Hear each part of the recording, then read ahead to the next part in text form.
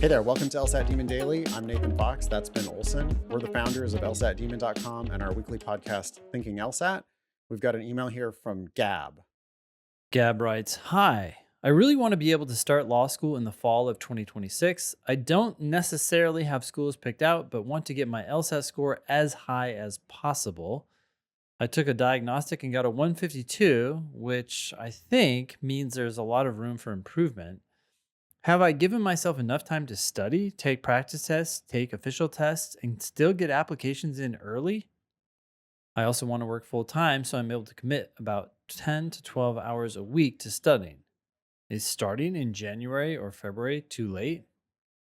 152 is an excellent diagnostic. I think we don't say that enough, that if you Yep. start with 150 anything, I think you can make it to the 170s.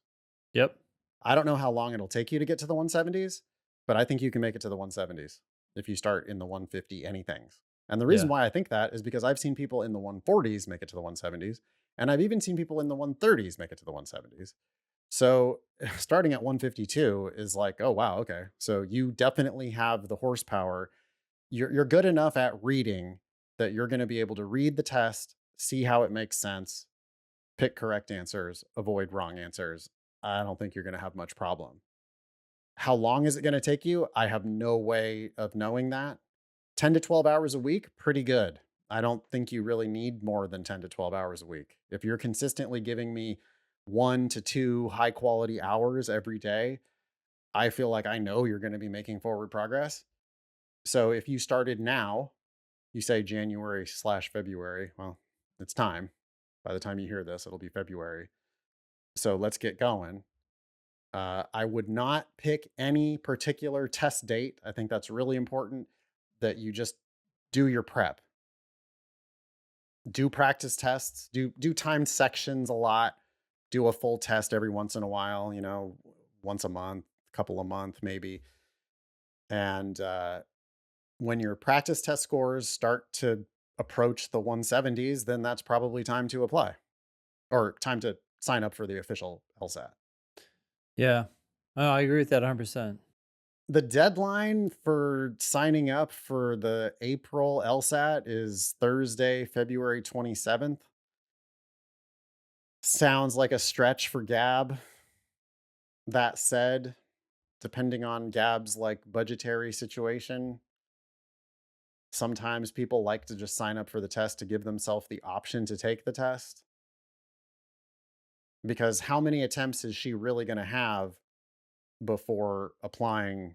She needs to apply in September of this year to start in September of 26. So there's only going to be what, 4 or 5 test administrations between now and then? Yeah. April, February June, already came and went. April, June, usually there's going to be, August. yeah, usually it's like August and September and October and November potentially. Like there's going to Yeah. be a whole bunch of them in the fall. But if you're going to really take our advice and if you're going to apply early, then you want to be applying you want to be yeah, taking the test before that. So you do need to get on your studying now, Gab. And for sure I think you should be shooting for that June test. Yeah, I agree. But the most important thing, so Gab says, I really want to be able to apply or be able to start law school in the fall of 2026. Yeah. I don't necessarily have schools picked out, but I want to get my Yeah. LSAT score as high as possible. You got to switch those. You should really want Yeah. to get your LSAT score as high as possible. And then, if Yeah. possible, apply in the fall of 2025 for the fall of Yeah. 2026 admission. Yeah, you don't know what doors are even going to be open to you if you don't know what your maximum LSAT is. And sometimes it takes somebody a year to get from a 152 to a 176.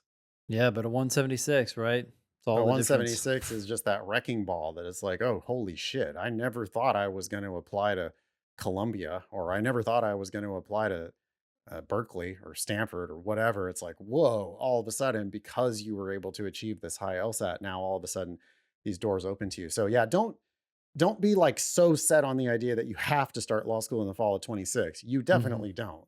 Hmm. Fall of 26 will be here before you know it. So will fall of 27. There's really no shame if like it would be tragic to just settle for a 168. so that you can start law school in 26. If you were capable of a 178, starting law school, like a completely different class of law schools starting in 27 would be much better than just settling in 26. If you need a reason to delay, if you need a reason to exist before law school, you can always work, save money, and then make your life in law school a little easier. Yeah. And you can start your legal career by working in law in some Yeah. capacity. There's Yeah. all kinds of part time jobs. I mean, these people need as much help as possible, and you'll be learning about the practice of law no matter where you go to work. And there's internships, there's volunteer opportunities, there's part time jobs, there's paralegal studies, there's all kinds of things you could do in between now and then. That's not wasted time. You're going to be making connections. You're going to be learning about how the law is practiced. You're probably going to rule out a bunch of areas that you don't want to practice in, which is good. Yeah, there's all kinds of productive stuff you could do before you start law school. So just make sure you're going to the right school at the right price. That starts with the best LSAT you can achieve. Anything more for Gab? No, thanks for writing in. Email daily at lsatdemon.com if you'd like to ask us a question or share some LSAT or law school admissions news. Thanks for listening.